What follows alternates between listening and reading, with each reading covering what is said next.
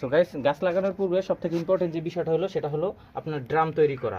কিভাবে আমরা একটি আদর্শ গাছের জন্য একটি ড্রাম তৈরি করব। সো আমরা অনেকেই জানি না। এই ড্রামটা আমি কাটছি, কাটার পরে আমি এই যে নিচে, এই গাছের নিচে, এই যে ড্রামের নিচে এই যে ছিদ্র করে দিছি, একটা দুইটা তিনটা, বা আপনারা দুইটা চাইলেও দিতে পারেন।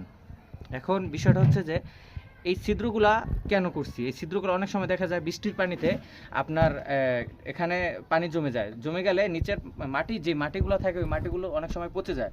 সেক্ষেত্রে আপনার যদি এই ছিদ্রগুলো থাকে, আপনার পানি নিষ্কাশনের যে বিষয়টা এটা অনেক সহজ হয়ে যায় এবং আপনার গাছের গোড়ে কোনো পানি জমে থাকে না। তো এখন আমরা একটি ড্রাম তৈরি করব। তার পূর্বে আরও কিছু কথা আছে, আপনার ইনস্ট্রাকশন এগুলো আমি অবশ্যই দিয়ে দিব কিভাবে একটি আদর্শ ড্রাম তৈরি করা হয়। ফার্স্ট অফ অল, আপনার যে ছিদ্রগুলা করা হয়েছে, একটু রোটেট প্লিজ। যে ছিদ্রগুলা করা হয়েছে, এই ছিদ্রগুলার এখানে আমরা সুরকি, আমি পার্সোনালি সুরকি ইউজ করতেছি। আপনারা চাইলে পাথর বা অন্য কিছু ইউজ করতে পারেন। এই যে ছিদ্রগুলা হয়েছে, এই ছিদ্রগুলার এখানে আমি সুরকি দিয়ে দিচ্ছি। সুরকি দিয়ে এই ছিদ্রগুলাকে আমি রিমুভ করে দিচ্ছি, কারণ এই ছিদ্রগুলা যদি আমি এভাবে না করে দিই, সেক্ষেত্রে ছিদ্রগুলা বুঝে যাবে যখন মাটি দিব। তো এইভাবে দিলে আপনার কি হবে, পানিটা নিচে ঝরে পড়বে। তো এইভাবে আমি ছিদ্রগুলা লাগানোর পরে এখানে আমি হালকা একটু বালু দিব, ইটাগুলা সুরকিগুলা করার জন্য। এখন আমরা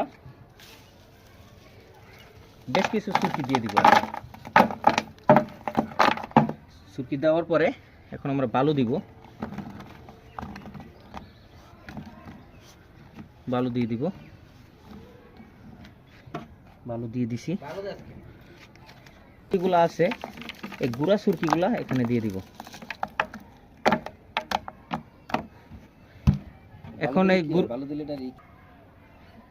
এখন আমরা এই যে গুঁড়া সুরকিগুলো দিয়ে দিছি, এখন আমরা এটার উপরে আমরা এখন আপনার মাটি সয়েল দিয়ে দিব। এখানে পূর্বে অবশ্যই আপনার দেখতে হবে যে আপনার ড্রাম আপনি ঠিক মতন করছেন কিনা, প্রসেস করছেন কিনা। সেক্ষেত্রে নিচের দিকটা অবশ্যই খেয়াল করতে হবে, ছিদ্র করে নিতে হবে অবশ্যই। আমি আরেকবার করে বলে দিচ্ছি, ছিদ্র করে নিতে হবে অবশ্যই। তো পানি নিষ্কাশনের জন্য আপনি যদি ছিদ্র না করে নেন, সেক্ষেত্রে আপনার মাটিগুলো দিলে আপনার ছিদ্রগুলো বুঝে যাবে। এবং আপনি যদি কিছু ইটার সুরকি যদি দেন, আপনি ওই ছিদ্রগুলো আপনার ভালো থাকবে, ছিদ্রগুলো কখনোই বুঝবে না। ইটার সুরকি দেওয়ার পর আপনি বালু দিয়ে দিবেন, তারপরে বালু দেওয়ার পরে আপনি মাটিগুলো, সয়েলগুলো দিয়ে দিবেন। এভাবেই একটি আদর্শ ড্রাম তৈরি